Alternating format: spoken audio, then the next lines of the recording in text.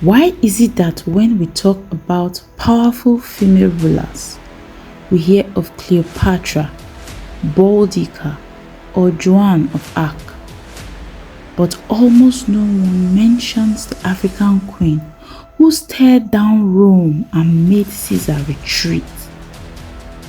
Why don't we learn about the warrior who lost an eye in a battle, led an army with a bow in one hand and a sword in the other, and sent a Roman head back to the emperor as a message? Why is Queen Amanirenas of Kush not a global icon? In school, I was taught that Africa had no history, but that was a lie. Our history was just never told by us. Today, I want to tell you a story they tried to erase, a story of fire, rebellion, and a queen who refused to bow to an empire. This is the legend of Queen Amanirenas, the lioness of Nubia. Before we dive in, I want you to think about this. Why do you think African heroines are buried under the sands of time? Is it because they were too bold, too dark, or simply too powerful to fit into Western history books? Drop your thoughts in the comments and let's bring this queen's name back into the light. Now, let me take you back to ancient Kush. Long before she was queen, Amanirenas was a royal daughter of Kush, a land where royalty meant strength, not softness. She was born into a warrior culture.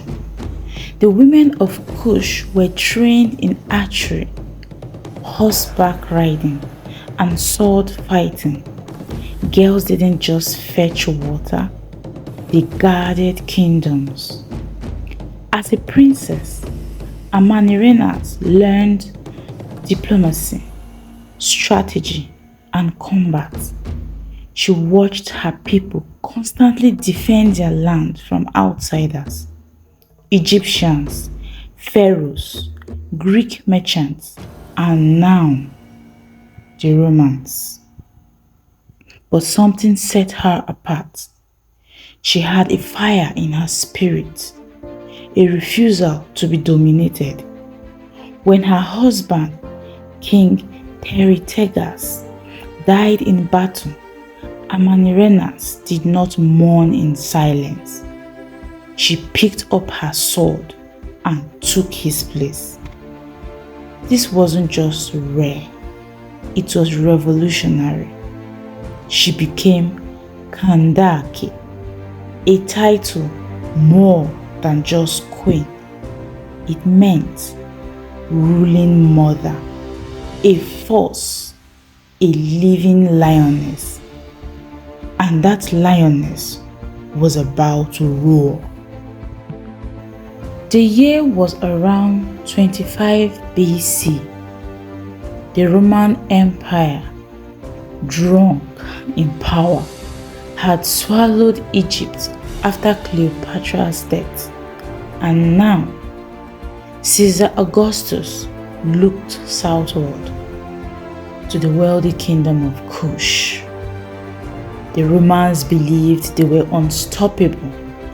They expected Kush to fall easily, but they didn't expect Amanirenas.